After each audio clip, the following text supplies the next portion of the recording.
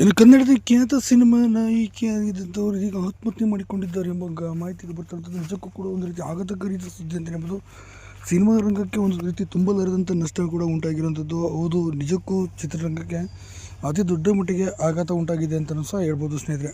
ಇನ್ನು ಕನ್ನಡ ಸಿನಿಮಾಗಳ ಬದ್ರಿ ಸಿನಿಮಾದಲ್ಲಿ ಮತ್ತು ನನ್ನೊಲ ಸಿನಿಮಾದಲ್ಲಿ ಕೂಡ ಇವರು ನಾಯಕಿಯಾಗಿ ಕೂಡ ಕಾಣಿಸಿಕೊಂಡಿದ್ದರು.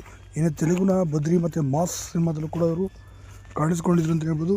ಇಂಥ ಅತಿ ದೊಡ್ಡ ಕಲಾವಿದೆ ನಟಿ ಇದೀಗ ನಿಜರಾಗಿದ್ದಾರೆ. ಅವ್ರು ಬೇರೆ ಯಾರಲ್ಲ, ಮೊನಾಲ್ ಅವರು ಕೂಡ ನೋಡೋಕ್ಕೆ ತುಂಬ ಮುದ್ದಾಗಿದೆ ಅಂತ ಕಲಾವಿದೆ ಅಂತ ಹೇಳ್ಬೋದು. ಇನ್ನು ಸಿನಿಮಾದಲ್ಲಿ ಅಭಿನಯ ಸಹ ಮಾಡೋ ಸಂದರ್ಭದಲ್ಲಿ ಒಬ್ಬ ಕ್ಯಾಮ್ರಾಮ್ಯಾನ್ ಆದಂಥವನಿಗೆ ಪ್ರೀತಿಸ್ತಿದ್ರು ಮತ್ತು ಆತನ ಜೊತೆ ಲಿವಿಂಗ್ ಟುಗೆದರ್ನೂ ಕೂಡ ಇದ್ದು ಅಂತ ಹೇಳಲಾಗುತ್ತೆ.